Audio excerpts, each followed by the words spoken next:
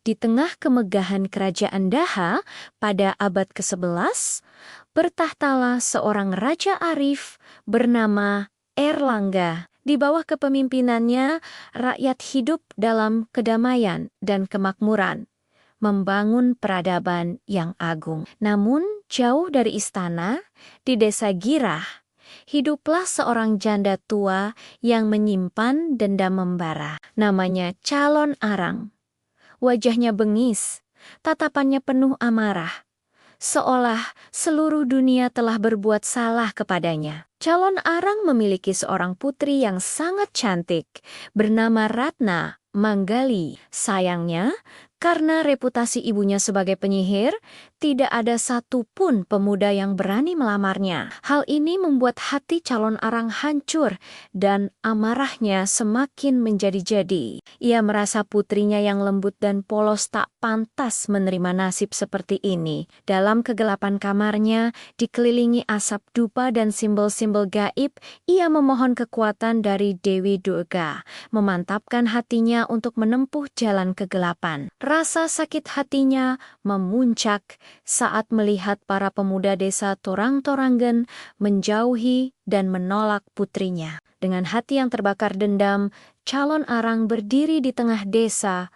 murka. Angin bertiup kencang seolah merasakan amarahnya yang meluap-luap. Ia bersumpah akan membuat seluruh desa merasakan kepedihan yang sama. Malam itu, ia memerintahkan murid-muridnya yang setia, para cantrik, untuk mencari gadis-gadis perawan di seluruh penjuru desa. Malam yang seharusnya tenang berubah menjadi teror. Para cantrik menyeret paksa para gadis malang dari rumah mereka. Tangisan dan rintihan ketakutan mengisi udara, namun tak ada yang berani menolong. Para gadis itu kemudian dibawa ke hadapan Calon Arang di sebuah candi yang didedikasikan untuk Dewi Durga. Di bawah langit malam tanpa bulan, di tengah hutan belantara, sebuah ritual mengerikan pun dimulai. Satu persatu, para gadis suci itu dipersembahkan sebagai korban. Dengan setiap nyawa yang melayang, kekuatan sihir Calon Arang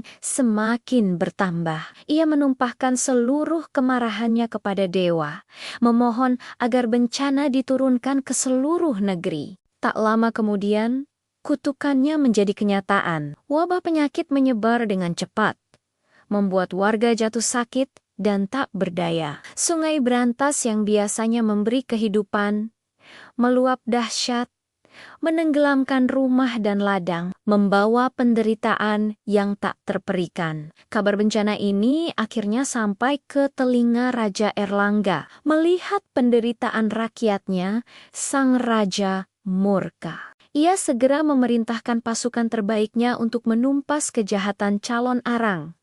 Genderang perang ditabuh, para prajurit dengan gagah berani bergerak menuju desa Girah. Namun, kekuatan mereka tak sebanding dengan sihir hitam. Satu persatu prajurit kerajaan tumbang secara misterius, tewas tanpa sempat menyentuh musuh. Calon Arang hanya tertawa dari kejauhan, menyaksikan kekalahan pasukan terkuat Daha, menyadari bahwa kekuatan biasa tak akan mampu mengalahkan Calon Arang. Raja Erlangga memutuskan untuk meminta bantuan seorang pertapa sakti bernama Empu Baradah. Setelah bermeditasi, Empu Baradah menemukan sebuah cara. Ia sadar bahwa sumber kemarahan Calon Arang adalah putrinya, Ratna Manggali. Maka, ia mengutus muridnya yang paling tampan dan bijaksana, Empu Bahula, untuk pergi ke desa Girah dan melamar Ratna Manggali. Melihat ada seorang pemuda terhormat yang mau menikahi putrinya, hati Calon Arang yang beku pun luluh. Ia menyelenggarakan pesta pernikahan yang meriah untuk putrinya. Di hari itu, untuk pertama kalinya setelah sekian lama, ia tersenyum bahagia. Di tengah kebahagiaan itu, Empu Bahula menjalankan misi rahasianya. Malam hari, saat semua orang terlelap, ia dayam-dayam menyelinap dan mencuri kitab sihir milik Calon Arang. Kitab itu adalah sumber utama kekuatan sang penyihir. Setelah mendapatkan kitab tersebut, Empu Bahula segera memberikannya kepada gurunya, Empu Baradah. Kini, dengan mengetahui semua rahasia ilmu hitam calon Arang, Empu Baradah siap untuk menghadapinya. Pertarungan dahsyat pun tak terhindarkan. Api dan mantra saling beradu. Langit seakan terbelah oleh pertarungan dua kekuatan gaib yang luar biasa. Calon Arang mengerahkan seluruh ilmunya, mengubah wujudnya menjadi rangda yang menakutkan, namun Empu Baradah tetap tenang. Dengan mantra pamungkas yang ia baca dari kitab suci, Empu Baradah akhirnya berhasil mengalahkan calon Arang. Tubuh sang penyihir hancur lebur menjadi abu, lalu diterbangkan angin kencang menuju laut selatan, lenyap selamanya bersama kegelapan yang ia ciptakan. Seketika, kutukan itu pun sirna. Sungai kembali tenang, penyakit menghilang, dan desa Girah kembali damai. Warga desa tersenyum penuh syukur, menyambut pagi yang cerah dengan harapan baru. Kedamaian telah kembali ke Tanah Daha.